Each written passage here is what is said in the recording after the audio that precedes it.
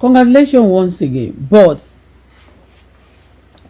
Yorùbá ló yẹ kí n fi sọ̀rọ̀ yìí, but mi fẹ́ fi Yorùbá sọ because of their in-laws. They will explain it. Even if I speak Yoruba, they're going to explain it to them. Iyabo, I don't know. Maybe I don't think that is the wedding. I don't know. Me moruko koyin. I don't know. I don't think that is the wedding. I don't believe it. That is the wedding you're talking about. And again, you know, you are a Yoruba lady. You are a Nigerian, okay?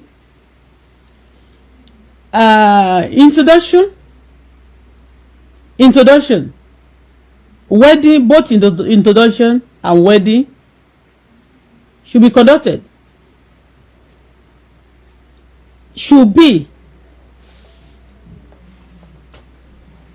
Those people, tí wọ́n lọ bá, they should be conducted in your home. Like, àwọn èèyàn fẹ́ ṣe introduction, baby introduction, because he said, Batari ni maybe few days ago, briefly, mo kàn rí, you know, I don't mean, Canada platform, we don't see news, we don't see things, ó máa ti fly dada ká tó rí. And most of the times, ìtàbá fẹ́ rí, they will show us, ìtàbá láfẹ́ rí yẹn ni wọ́n máa, you know, they be showing us some things. You say you are going to Tanzania. Láti ṣe mọ̀mímọ̀ introduction. Mọ̀mímọ̀, that is introduction. Right? Introduction. But introduction should be done in your home.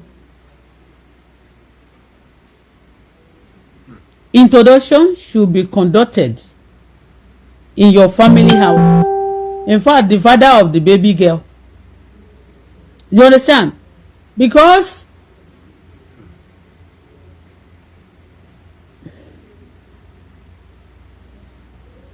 when I look at that, all the old things, even though tó bá jẹ́ introduction lẹ ṣe, tó bá jẹ́ introduction ló ṣe Iyabo, mo dúpẹ́ fún Ọlọ́run fún ẹ o, because ó dẹ̀ pé nǹkankan you are going through something, nǹkankan bọ́ dẹ̀ gan, ó dẹ̀ fẹ́ try láti bí pé ó ń tidy up, like you ó ń try láti tidy up some things. Like ó fẹ́ fi ọmọ èèyàn, ó fẹ́ yà at least ó kàn ṣe ìyàwó èèyàn kí ẹ ti settle. If anything want to happen, just be, oh no, you are doing something as if pé bóyá ilé òun palẹ̀ mọ́. Ṣé ò kí ń ṣe mèrè ṣá? Anyway, ó bá ti jẹ́ mèrè mi ìṣeré. Bọ́lá don't. Ìyín ṣọ̀rọ̀ eré o. Okay? It's not a joke. Mi má ṣeré kéré kọ̀ọ̀kan mi bá.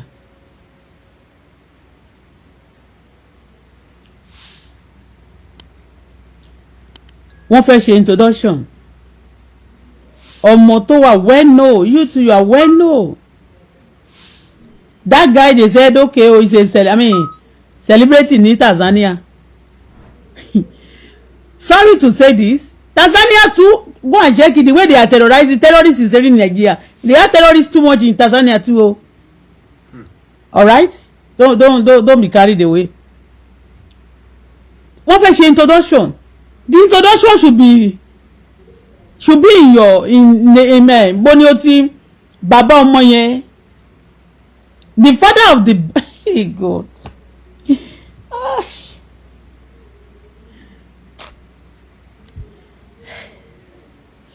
Iyabo, ó ti pa tradition wa dànù. Ó ti pa tradition wa. Ó wá lọ ń jó bí pé ìwọ ni ìyá ọkọ. Ó lọ ń ṣe bí pé ìwọ ni ìyá ọkọ. Tó ń tọrọ ọmọ fún ọmọ ẹ ọkùnrin. Ó ń lọ sí Tanzania. Ó lè fẹ́ lọ ṣe mọ̀mímọ̀. Kò sí kó jẹ́ president Tanzania ni ọmọ ẹ fẹ́.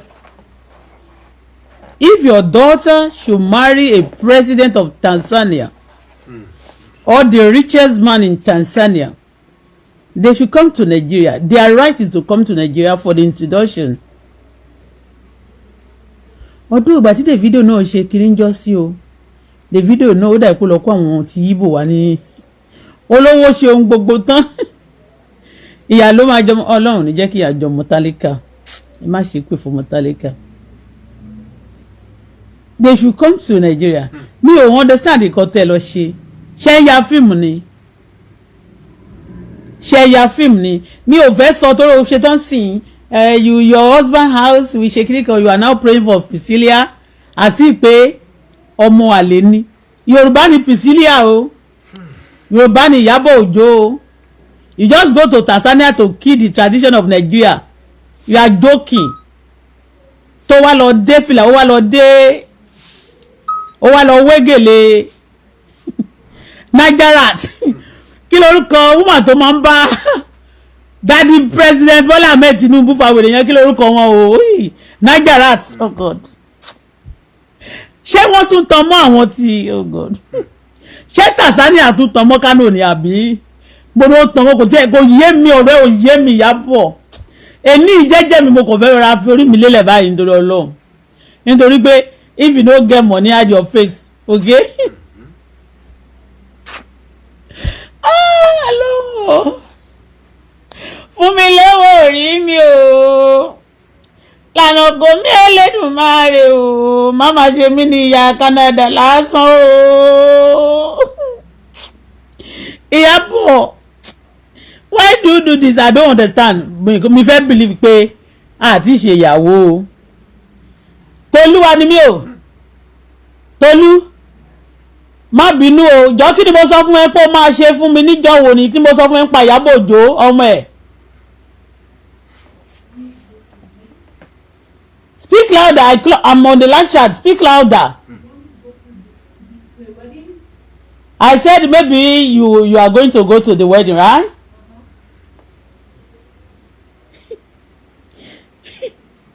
Àwọn bá ìwọ plan dáadáa Iyabo. Ìwọ wá gbé àwa lọ sí Tanzania. Ẹ̀yin mẹ́ta péré lẹ lọ. To God, I'm not joking. I told my daughter, I say this Prisicilla wedding o, and I will like me tell ṣeré o. My daughter say, what? They didn't invite me. Why could they tell me to go to somebody's wedding like that, Monia? You understand? Iyabo, don't tell me that the wedding is like that, or the wedding you have conducted, the wedding is like then the Prisicilla have married to Tanzania. Don't just tell me that o. Don't ever má sọ pé Prisicilla o tí bàbá ẹ jẹ́ Yorùbá. Mo ní ọmọ Yorùbá side wo ni Prisicilla daddy. Ṣé Iyabo Ojo, despite pé I love you for taking good care of your child. You go into many things, to some shit for your children to be okay. But at the same time, me understand. Kò tí yé mi ṣá, ya máa bọ̀bọ̀. Tó mi fẹ́ pẹ́ lórí ọ̀rọ̀ yìí púpọ̀.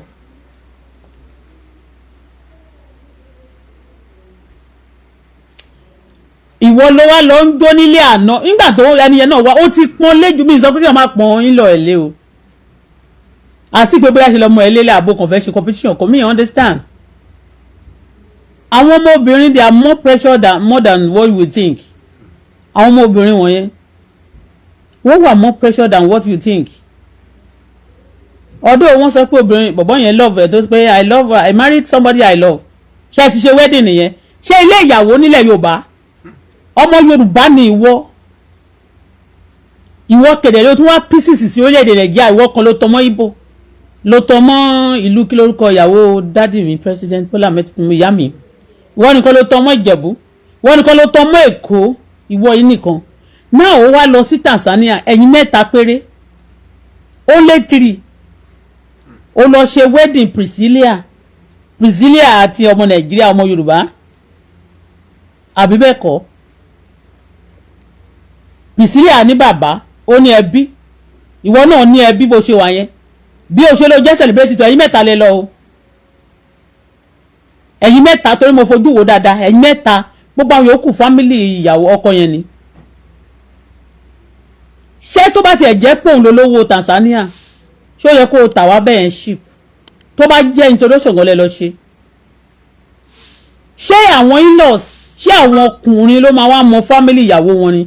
àbí obìnrin ló máa lọ mọ family táwọn èèyàn bá tẹ̀ tún fẹ́ lọ mọ family ẹ fẹ́ lọ ṣe tọ̀hún yẹn ṣé ìwọ nìkan ló yẹ kó lọ ṣe bí o gbọ́ mo rí bí nǹkan tí wọ́n ti sọ tí Aláròyé àti gbogbo Fúnkẹ́ tán sọ pé Fúnkẹ́ kò tí mo tẹ̀ ti rí yẹn ti pẹ́ it's about 2 years now tó ń sọ gbogbo story live ẹ pé bó ṣe nice sóhun gbà tí nǹkan tọ́ọ̀fù ìwọ ń rè nìkan gbà yẹn tóun ò mọ̀ pé òun máa ṣe báyìí báyìí none of your celebrity tó lọ pẹ̀lú ẹ̀ I know that you are trying to guide some things you don't even want them to know much I know maybe that also can be so because àfìdàpàyàn mi sọ pé máa ń ṣe burúkú náà wọ́n tó máa kó ń fẹ́ kán fìdàpà kọjá lórí òun you are trying to protect the lady the husband because àwọn Nàìjíríà ọmọ ọkọ tẹ̀lé ṣe náà kẹ́ wọlé yẹn kẹ́ dàbẹ̀rú kẹ́ bà marriage oní marriage jẹ́ so maybe you are trying to do that so that some lady will not go to your daughter's home and break it or destroy it I know maybe you are trying to be security conscious but that's not the way it should be my dear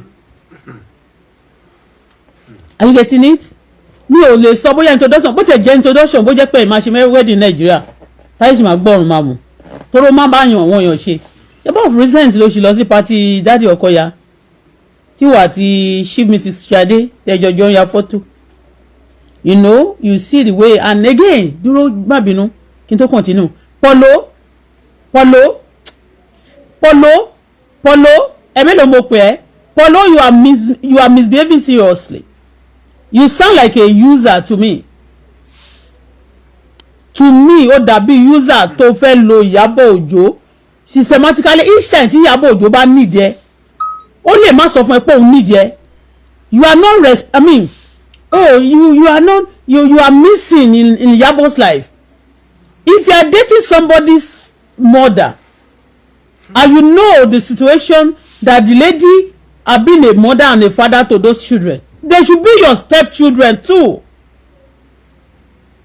you should be responsible the other day ọjọ́ tí mo ti rí Ìyábọ̀ Òjó tó ń lọ pẹ̀lú àwọn in-laws ẹ̀ ní rí pọ̀ lóko show and don't forget that Ìyábọ̀ Òjó almost died because of Igbo people because of this polo nígbà yẹn ló ṣe bú gbogbo Yorùbá ló ṣe snob ló ṣe bá gbogbo Yorùbá fa wèrè tó sọ pé òun kò sẹ́ni tí ò ta sí àwọn pátì Yorùbá yẹn ó bá Igbo lọ ni because of you polo mo ń bọ̀ mi ti dé because of you polo and now each time tí Ìyábọ̀ bá ti ń ṣe nǹkan those children tí wọ́n bá ń ṣe nǹkan kan you are not wọn ò ní síbẹ̀ and the other day your daughter gave birth to a baby Ìyábọ̀ will be going and coming why do you take lady for granted for God's sake why do you always use because you believe that abẹ́fẹ́ ṣọ́kú ni oh Lord kò ń ṣọ̀rọ̀ ẹ Bọ́lá kí ló dé tó máa ó ti ara máa ń ta ẹ́ kí ló dé tó máa tó ń ṣọ̀pọ̀ ló máa ṣọ́kú pọ̀ ló lè ṣọ́kú tó torí kíní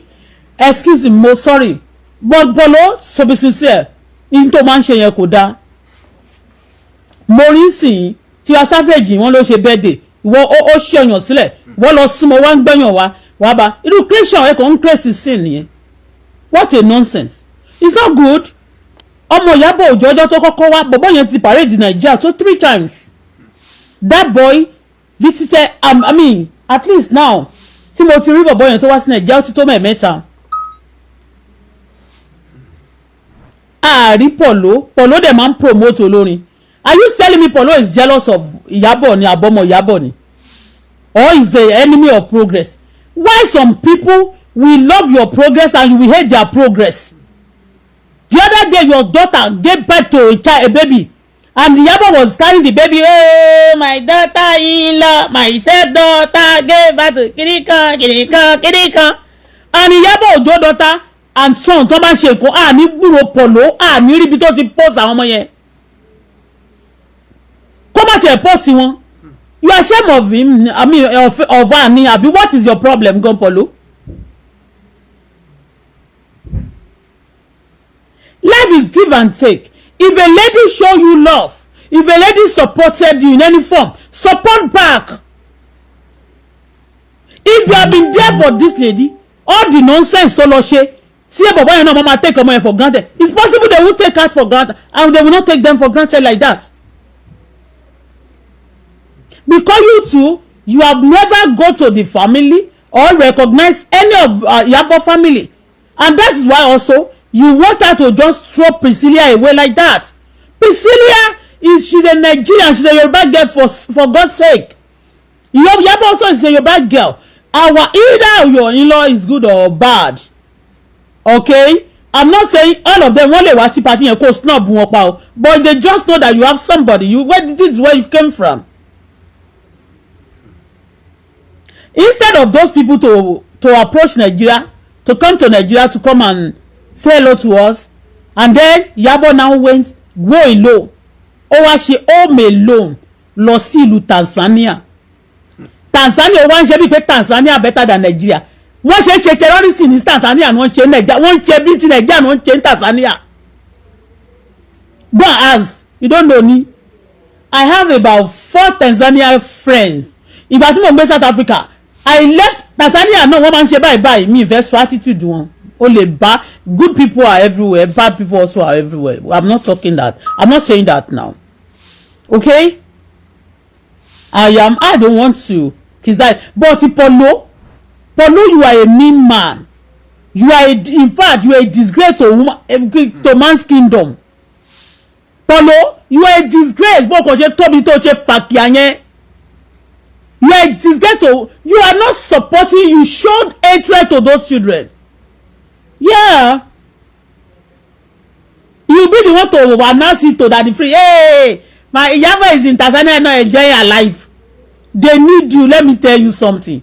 You believe you are clever. You are not. You are not responsible. Honestly speaking, you are systematically. You don't want to be responsible.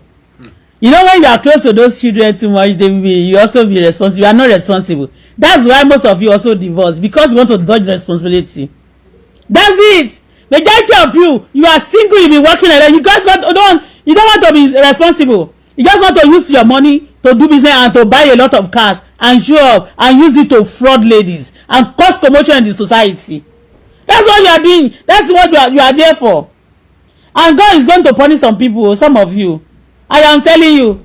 Iyabo tried to kill himself because of, do you know a lot of Iyabo systematically now like it's trying to prepare himself where anything can happen, because what it has some politicians they can, you know, and these people they don't forgive, you know. Now he trying to push the Prisiclla to Tanzania. You stay there. Another one to go. You know, he's looking for places to put those children just to be safe. And he faced this politician. He faced his supporter Igbo helping there because of Polo. Ìwọ orí ìtẹ́ náà ló wá ń ṣorí ségesège. Ìwọ wá ń ṣorí ségesège. Ó wá ń ṣorí ségesège, orí ẹ̀ parasa bí orí ọmọ Igbo. Ọmọ Igbo tiẹ̀ lè ṣá, má bínú.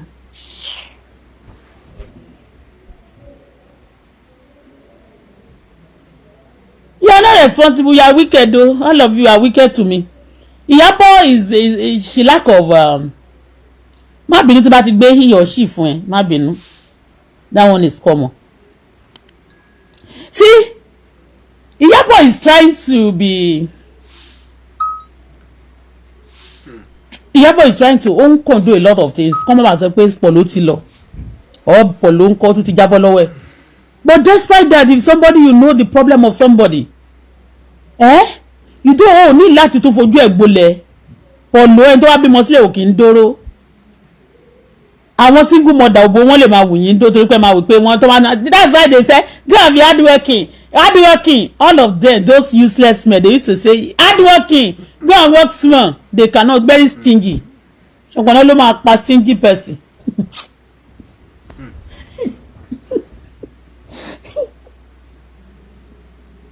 Well, Iyabo sọ fún mi pé Polo stingy o. But the way I'm trying to x-ray everything, okay, with my the way I'm trying to x-ray everything, you know. Mo fẹ́ lo x-ray machine, you understand? It's like, you know, because when you see people dodging like that, the time of Tebati, that time he will try to travel, he try to keep himself busy somehow, and they say he try to dodge responsibility. You understand me? And when it is time of his own now, he will want Iyabo to be a grandmother tí ó ti ṣe ní, hey, my baby, my kirikan, well, my husband baby, the daughter gave birth to you, kirikan. Rí Polo rí. I've never seen Polo pẹ̀lú àwọn ọmọ yẹn. I've never seen Polo pé kó ṣe pé kirikan, you know, it's not good though. Polo, go and correct yourself. Wọ́n máa rí pé you are old cargo.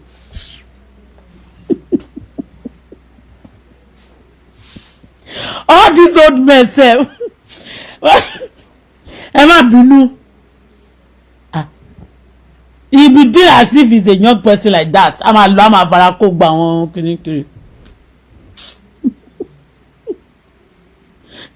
ẹnìkan ní ta ló ṣe àmì bẹ́ẹ̀ pé ṣọ̀kọ̀nà kí ṣọ̀kọ̀nà ṣe ẹ fẹ́ kí ṣọ̀kọ̀nà yọjú wọn ẹ fẹ́ kí àmṣàlá yọjú ọmọ Ìgbò ni ìyá oh God ó dẹ̀ ṣe mí bákan bí mo ṣe wo kíní yẹn honestly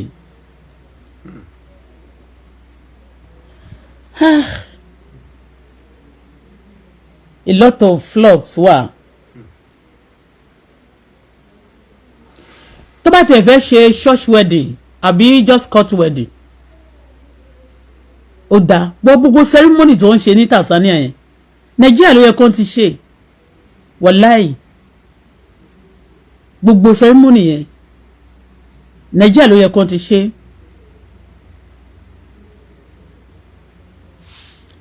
but Ìyábọ̀ ń ṣe bíi pé kò fẹ́ kó rí ohun tán but ó gbé pọ̀ lò ìgbà tó tẹ̀ sọ pé ó tún ń sọ̀kan náà níbi tí mo ti rí mo tẹ̀rọ pé ó fi yẹn ṣe kò dẹ̀ ṣeré pé òun fẹ́ ṣe party o káwọn fans òun from Canada US America kí wọ́n support òun wọ́n ní à ṣe bọ́ kọ ẹ ṣe mọ̀ pé ẹni tó bá tiẹ̀ tó yẹ pé ṣe mọ̀ pé mi sì tán bá tiẹ̀ tí ìfáwà ló ṣe mọ̀ pé kò wọ́n àsùn pẹ̀lú ọkùnrin òde wá face to face báyìí ṣùgbọ́n ìwọ tó ń báyàn gbélé tẹjọ́jọ́ wà tẹjọ́ ti wọléwọ̀de tẹjọ́ ṣe many things together pé báwo ló tún ẹni yẹn Ìtẹ̀pọ̀lọ́ has house he has a lot of things tí ò bá tiẹ̀ ní owó gan bójú àgbò bó tiẹ̀ pọ̀ sọ pé òkè àwọn girl I don't have money or you know but ó ní àwọn nǹkan ó ní mọ́tò ṣé mọ́tò ni wọ́n fẹ́ lò ní òní ni ó nílé ó wà òkè ó ní àwọn ọ̀rẹ́ tó lè round it up tó wọ́n lè support ẹ̀ tá fún níyì gan bó kó fún bọ̀bọ́ yẹn ò fún níyì níjọ́ tán dẹ̀ ni wọ́n ń lọ yẹn ó dá mi lójú pé níjọ́ tán náà fẹ́ lọ patí tán lọ patí chief mrs Ọkọya àmì bàbá Ọkọya náà tán yóò lọ sí chief Ọkọya birthday òun náà máa fẹ́ dó sáàrin Yorùbá náà ìgbà tó bá ti ní kí wọ́n fẹ́ dó sáàrin Yorùbá tó bá fẹ́ gbógun ti Yorùbá ń sìn àmì tí Yorùbá ti bá fẹ́ gbógun ti Ìgbò tó bá wà láàrin wọn tán wọ́n fẹ́ máa jojú wọn gbà ní wọ́n máa wá olówó Yorùbá tán máa lọ patí wọn tán máa fẹ́ Yorùbá máa mú Yorùbá kan dání sẹ́gbẹ̀ẹ́ bíi handbag. They actually don't love them. I can see things, you know. They are users. So ìwọ tún jẹ́ kí ogun yẹn lọlẹ̀ lára wọn kan tún gbèrò ọmọ Ìgbò sílẹ̀ sometime. Wọ́n á tún dojú ẹni tán bá jọjọ́ ń ṣe. Wọ́n máa ń ṣe bẹ́ẹ̀. Especially some men when it's time of Valentine like that they fight their wives or their girlfriend or anybody in their life. They fight like this. If you don't be careful, your birthday time, your Valentine day, time like that, they'll be fighting you and they'll be hiding some people outside. One fellow be new person, and that new person yẹn lè má tiẹ̀ lè béèrè nǹkankan. Ìgbà yẹn gan owó yẹn gan wọ́n tẹ̀lé ẹni yẹn náà, you know. I don't understand, but Polo, that's what you are not playing your role. If you don't, yeah. The white people say if you love me, you love my dog, and I don't think Iyabo have dog, yo. She have children. She have Festus àti Prisiclla lóní òǹkọ́ Prisiclla Polo, I have a question for you. Ṣé bọ́n ṣe máa ń fẹ́ obìnrin ní ilẹ̀ Ìgbò nìyẹn?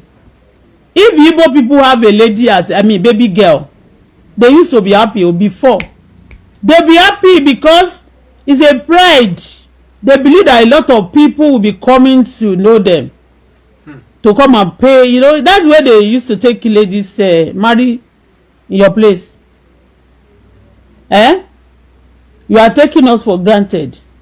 Although Igbo girls too, no, wọ́n ṣe run sí àwọn náà máa ń ṣaṣẹ́wó. But Igbos, go and see, they used to protect themselves. Àwọn old ladies wọn, tọ́ wọ́n máa ń ṣe bẹ́ẹ̀ yẹn kìíní fún ọmọ wọn. But you are taking Yoruba for granted now. Iyabo that almost kill herself because of you guys. Torí Ìpọ̀lọ́ ló ṣe ń gbà yẹn láti tó bú MC dáadáa tó bú gbogbo APC àwọn kìíní yẹn. Tọ́mọ máa ti pàdánù wọ́n máa ti pàdánù láti jọ. Òun náà rọra ń ṣe bóyá ó lè tó ṣe ń tà láti save àwọn ọmọ ẹ̀ síbì kan pé ọmọ òun yá ìwọ lọ sí Tanzania ìwọ lè lọ síbì kan. Wọ́n máa ṣe nǹkan fún yẹn ní mórí. anyway Polo correct yourself wọ́n ní láti ṣépè fún ẹ. You don't need to play on people's intelligence. No, you don't need to show some lady, people that you are clever than them, or play on your own people. And tó bá ti fẹ́ràn ọmọ ẹ̀, when you have children, especially girls, you don't want ladies. And tó bá ti bímọ sílẹ̀ òkè ń dóró. Ẹ máa dóró ẹ̀ dẹ̀ máa sọ tó máa sọ̀rọ̀ ní àwùjọ náà ń sẹ́yìn náà máa ṣe bí èèyàn. You are dating somebody, you are dating the person, maybe you are not legally married. Open relationship lẹ́ṣẹ̀ àbí. But ọmọ ẹ kó bí ọmọ ó dẹ̀ ń ṣe dáadáa sáwọn ọmọ tiẹ̀ bó jẹ́ ojú ayé tó ń ṣe sáwọn ọmọ tiẹ̀ yẹn gan bó tẹ̀ jójú ayé you should do the same thing for our children too. Bọ́ọ̀dì ni wọ́n sọ pé wọ́n ń ṣe.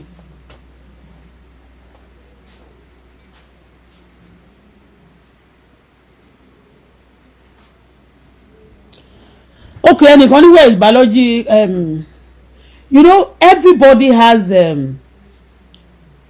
pass o. You know some father they are not responsible, some mother too they are not responsible. Story ṣebí o ti gbọ́ rí nígbà tí fídíò kan tó go viral ńgbà kan tí Iyabo Ojo sunkún nínú ẹ̀ pé bóun ṣe separate pẹ̀lú bàbá ọmọ òun kankan bẹ́ẹ̀ wọ́n separate ni and bóyá ẹni ẹ̀ ò dẹ̀ wà responsible wọ́n ti separate nìyẹn at the end of everything gan tó bá máa ń ṣẹ̀ka rẹ̀ gan wàá wá rí pé the guy pàápàá ẹlòmíì máa ń tijú kò ní fẹ́ fi wọ̀n wọ́n mọ́ níta. Yeah, like I was telling story yesterday about bàbá tó bí Ṣọlá yẹn ọjọ́ tí mo rí ìgbà tí mo mọ̀ ní 40 years ago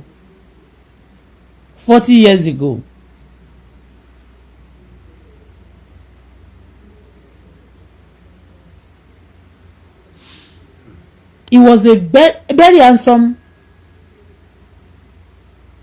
very rich but at that time very handsome, very rich, the father of my dad Shola, very handsome, very rich.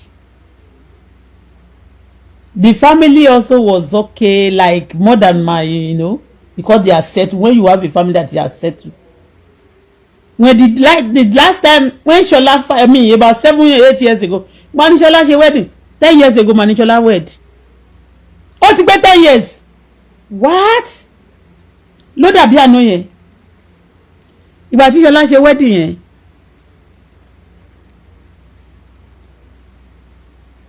ìgbà tí mo kọ́kọ́ rẹ́ nìkan tó tọrọ owó lọ́wọ́ mi lórí social media mo sì wà nílé èmi àti bàbá ọmọ mi sì wà ń gbà yẹn ká má jọ sí mọ́ tó tọrọ owó lọ́wọ́ mi mo kọ́ rẹ́ nìkan lórí media tó tọrọ owó lọ́wọ́ mi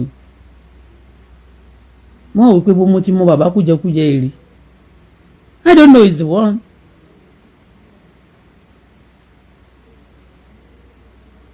Ó ti gbójọjọ orí ẹ̀ lọ. You know when a lot of them tó bá ti disappoint ọmọ tí wọ́n bá take care ọmọ wọn. Tí ó bá kú jẹ́ pé bóyá wọ́n jẹ́ celebrity tó jẹ́ pé wọ́n package ara wọn nígboro. Bí ara wọn bàbá kan báyìí bí ìjẹ́ dárúkọ wọn. So wọ́n máa ń gbójọjọ orí wọn lọ. Ó lè irú nǹkan bẹ́ẹ̀ yẹn sí ojú lè máa ti Priscilla náà pé biological father ń rèé. Ojú lè máa ti ìyàwó Polo gangan náà ṣàmú ni mo ti sọ pé ṣé kìí ṣe Polo ni mo mọ̀ ní South Africa ó náà ni náà Polo ni náà yeah káṣá fi sẹnu dákẹ́ ni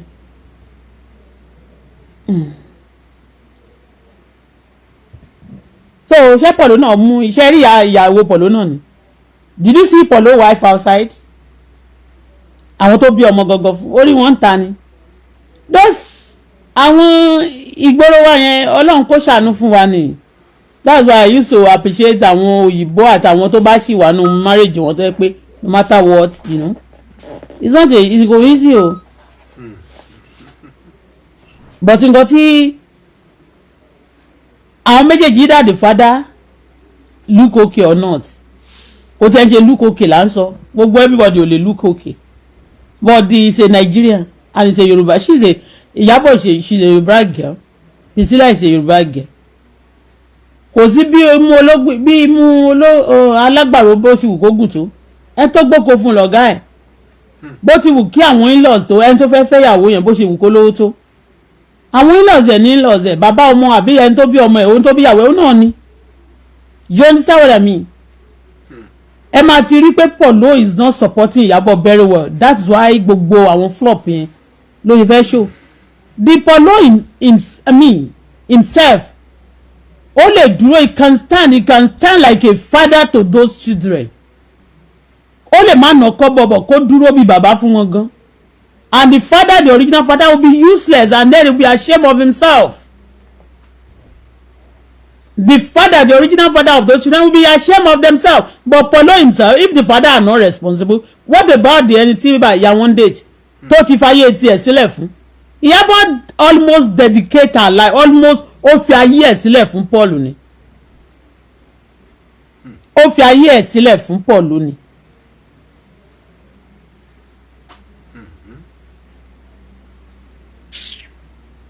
Men should be àtobìnrin àtọkùnrin bí wọ́n ṣe wà ń bẹ̀ yẹn. Ẹ mọ̀ pé àwọn ìlú kan wọn ò gbafẹ́ púpọ̀ pé bọ̀bọ̀ yẹn gan tún jẹ́ celebrate lẹ ṣe rí pé wọ́n ṣe gbogbo ìtàn ṣe yẹn. Àwọn ìlú kan ò gbafẹ́ yẹ mọ̀ pé Yorùbá ló la fẹ́. Ẹ mọ̀ pé fẹ́fẹ́ ẹ mọ̀ pé Yorùbá ló ní tí China bá ṣaṣa ọ̀la máa bá wọn wọ̀ ọ́ lé tí gbogbo kan máa mọ̀ ṣe dáadáa mọ̀ pé we are specialized on that. Okay? And Iyabo ò dẹ̀ kì í ṣe ẹni tó jẹ́ pé kì í make noise. She's a noise maker as well.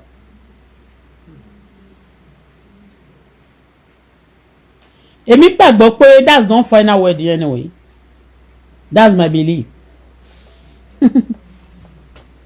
So the father will know a kò máa rí picture ìyàwó àwọn ọmọ ẹ̀. Before kan tó dàrú káyé tó kí gbogbo nǹkan tó dàrú. Their father, there was a time tí bàbá àwọn ọmọ yẹn tó jọ jẹ́ bàbá àti ìyá Iyabo àti òun tó jọ jẹ́ ọkọ àti ìyàwó. Because tó bá jẹ́ pé lóyún ó ṣe mistake ní tó bí ọmọ kan ọ̀tọ̀ ni ó bí Festus lẹ́yìn tó bí Festus ó tún wá bí Prisicilla, isn't it? So it's not by mistake. They are wed. I mean they are married. I saw their picture. Although they are both young, but they are legally married, husband and wife. Ìyẹn tí àwọn bàbá Prisicilla àti Iyabo.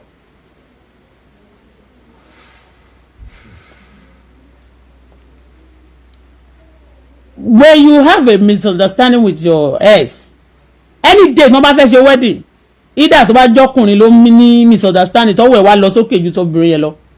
The mother must be present there any day no bá fẹ́ ṣe ìyàwó yẹn. So that you not cause trouble for the for the children, for the couple.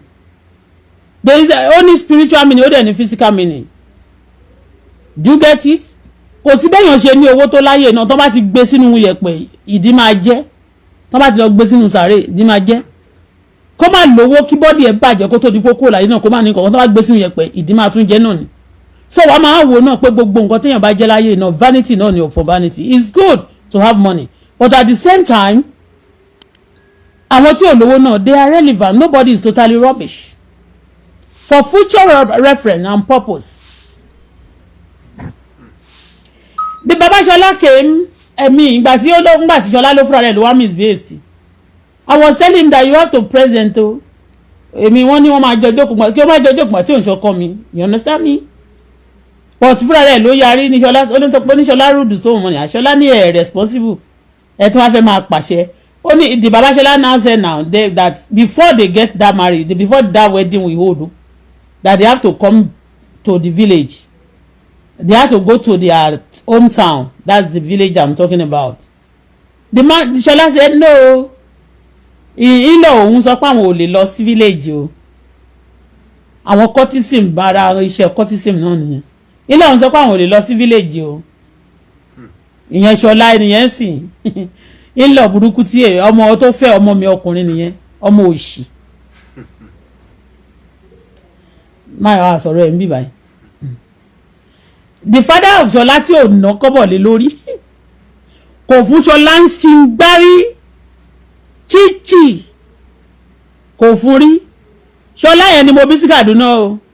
Gbà tí mo bí Shola sí Kaduna, the man live in Yola.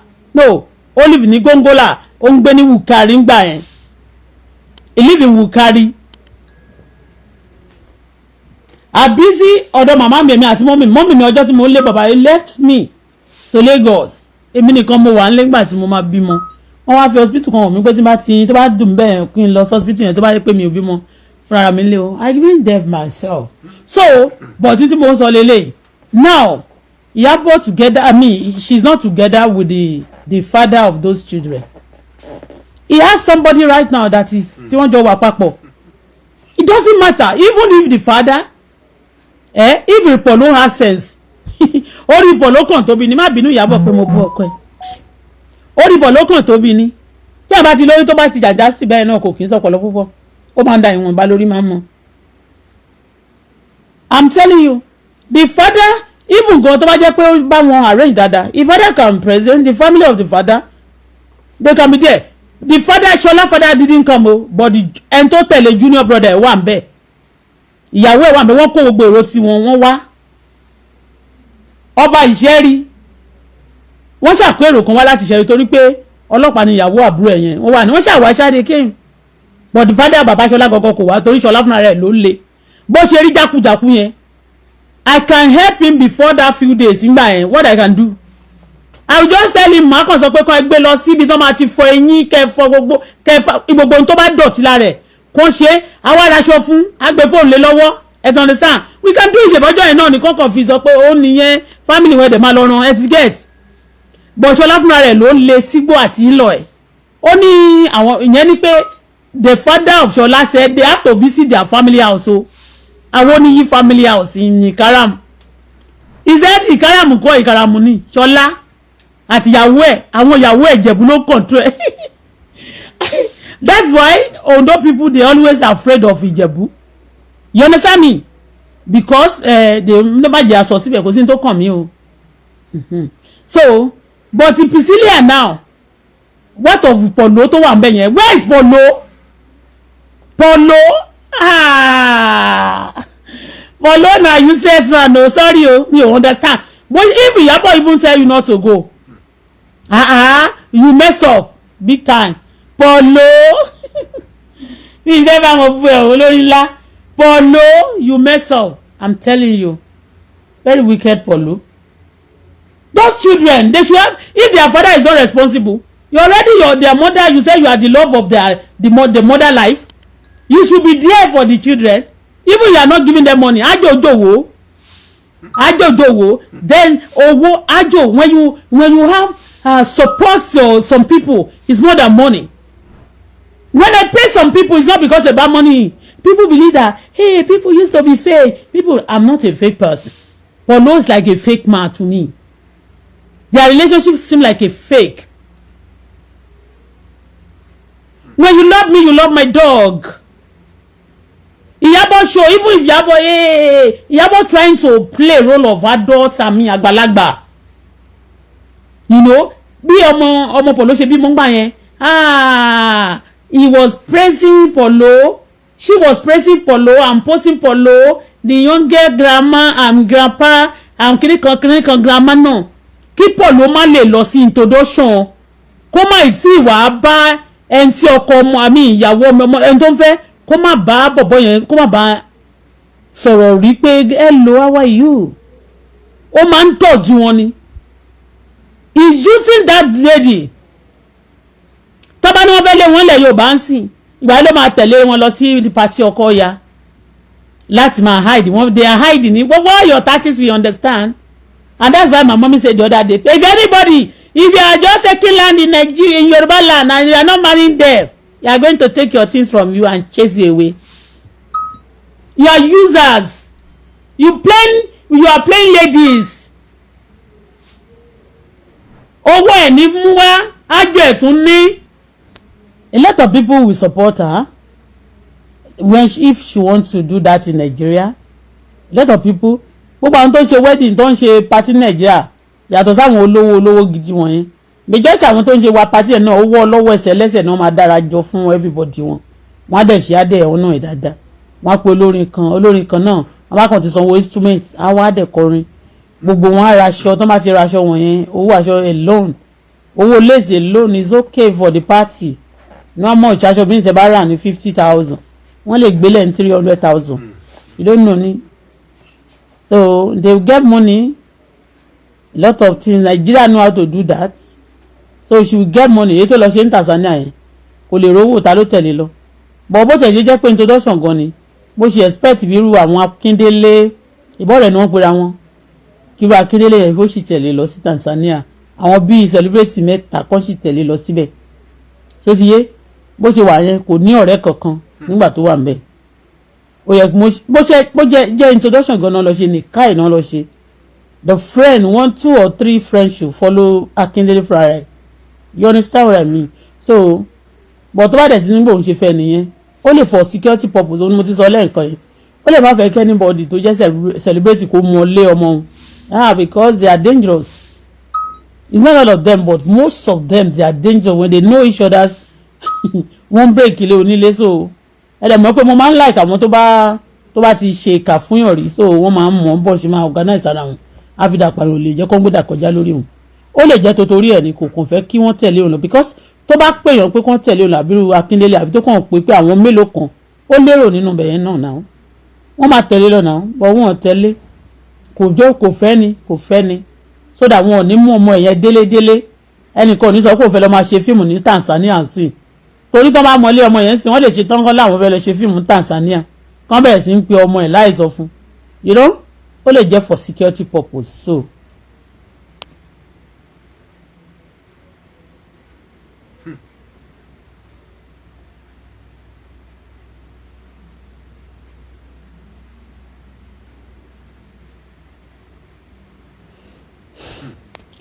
let me tell you, either wo ṣé kí n sọ fún yín, kò ń ṣe bí wọ́n bá ṣe wedding yẹn tó ló ṣe máa ní ayọ̀ tó, bọ́wọ́ ikú bá ṣe mọ́ ló ṣe fi ń bọ́ ojú ẹ̀. Sọ pé kó ṣe wedding yẹn bíi ti ọmọ kódà ní pé kó ṣe bíi ti Davido, rẹ̀ ní kó ṣe torí pé bàbá ẹ̀ ò kì í ṣe bàbá àwọn yẹn ò kì í ṣe bàbá Davido, òun gan náà kẹ̀dẹ̀rẹ́ kò tí ì tó Davido, ó ti yé. Ní kó ṣe bíi ti Ọkọya, bọ̀tì torí òun náà ò kì í ṣe Ọkọya, kò níṣẹ́ ní tó ń ṣe, òun níṣẹ́ ọbọ̀ òun ò tó wọn, kò dẹ̀ ní business wọn.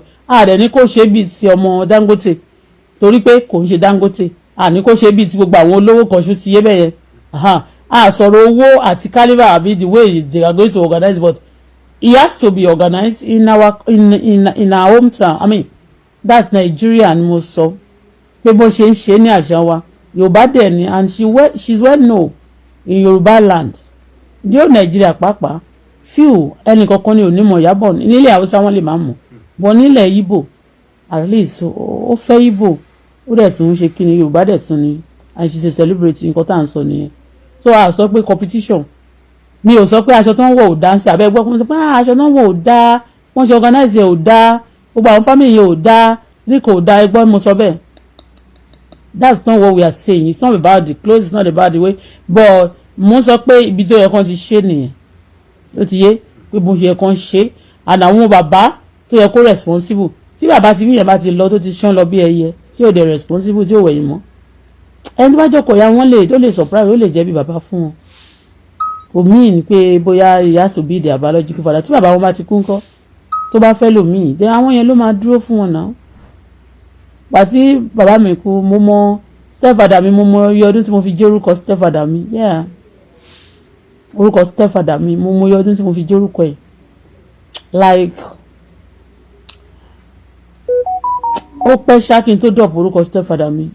Ògìdán ni mò ń jẹ́ tẹ́lẹ̀tẹ́lẹ̀, mi ì jẹ́ Ajagun, so orúkọ stepfather mi mò ń jẹ́. So tó bá jẹ́ pé mo wà ń bẹ́ẹ̀, tó pé mo wá marry ní ilé wọn, pé mọ́mì mi ṣì wà pẹ̀lú wọn, of course wọ́n máa dúró bí bàbá fún mi, ó ti yé bẹ́yẹn.